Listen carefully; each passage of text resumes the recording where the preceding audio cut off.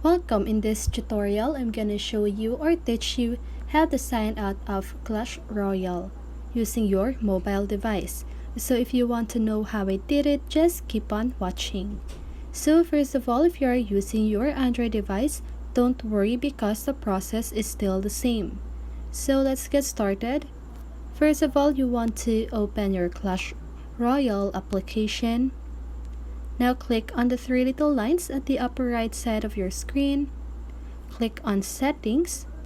And now you just need to connect your account to Supercell. Okay, so just go ahead and do that. And then after you've done that, you should see the connected button at the upper part of your screen. Now click on the connected button.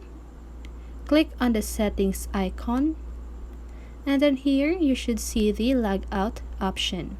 So just go ahead and click on that. Click on confirm.